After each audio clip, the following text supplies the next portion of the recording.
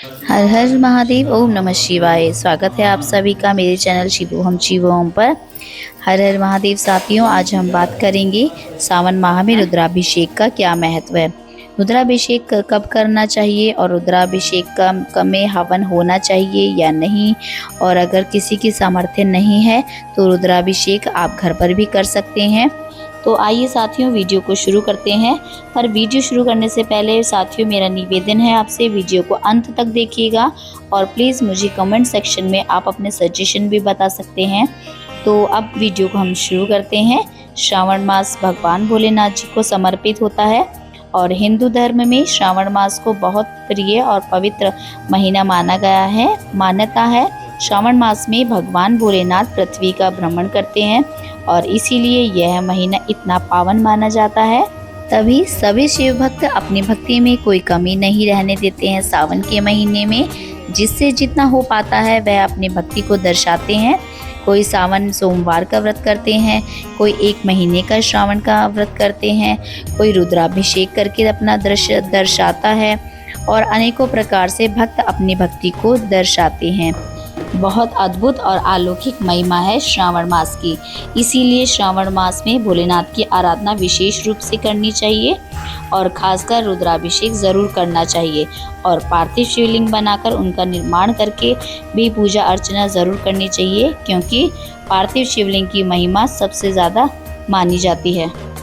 जो भी शिव भक्त पार्थिव शिवलिंग का निर्माण करके उनकी पूजा आराधना करते हैं वो अनंत अनंत गुना फल प्राप्त करते हैं। और इसलिए अब बात करते हैं हम कि सावन में रुद्राभिषेक कब करना चाहिए। और जैसे कि आप जानते ही हैं कि श्रावण मास तो पूरा महीना ही भोलेनाथ को समर्पित होता है, तो इसमें संदेह कोई भी नहीं है कि हम कब करें, किस दिन करें, ऐसा कुछ भी नहीं है।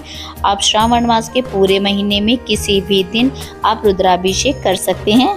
इसके लिए आपको ज़्यादा विचार करने की ज़रूरत नहीं है, आप पूरे मास में कभी भी रुद्राभिषेक करवा सकते हैं। और वहीं दूसरी ओर अगर हम बात करें कि आप श्रावण मास के अलावा किसी और टाइम पर रुद्राभिषेक कर सकते हैं या नहीं कर सकते हैं, तो साथियों इसके लिए मैं आपको बता दूं कि अगर आप श्रावण मास के अलावा रुद्राभिषेक करवाना चाहते हैं तो इसके लिए आपको दिनवार बहुत सारी चीज़ें हैं जो आपको अपने पंडित जी से पूछनी पड़ेंगी।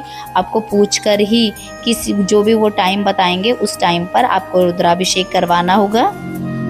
लेकिन सावन में आपको कभी भी कुछ भी सोचने की ज़रूरत नहीं है, पूरे माह में आप किसी भी दिन रुद्राभिषेक करवा सकते हैं। तो चलिए अब बात करते हैं कि क्या रुद्राभिषेक में हवन करवाना चाहिए। तो साथियों मैं आपको बता दूं कि जो भी रुद्राभिषेक में पुस्तिका होती है, एक जो हमारे पंडित जी उस समय पढ़ रहे होते हैं, जो रुद्री पुस्तिका होती है उसमें सारे मंत्र होते हैं।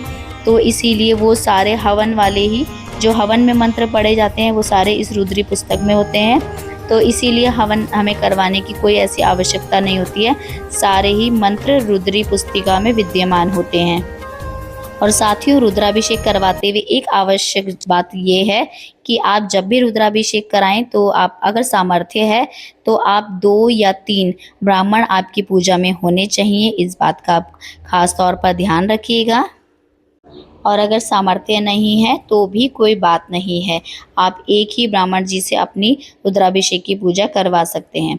और अब बात करते हैं कि अगर किसी की सामर्थ्य नहीं है तो वो घर पर ही रुद्राभिषेक कर सकते हैं। तो जी हाँ साथियों, आप घर पर भी रुद्राभिषेक कर सकते हैं। और पर अगर मंदिर में करवाएंगे तो ज़्यादा अच्छी बात है, घर पर भी अगर आप कर सकते हैं तो आप कर सकते हैं। तो साथियों आपको आज का वीडियो कैसा लगा इसके लिए मुझे आप कमेंट सेक्शन में ज़रूर बताइएगा। मिलते हैं फिर किसी नई जानकारी के साथ। हर हर महादेव, ओम नमः शिवाय।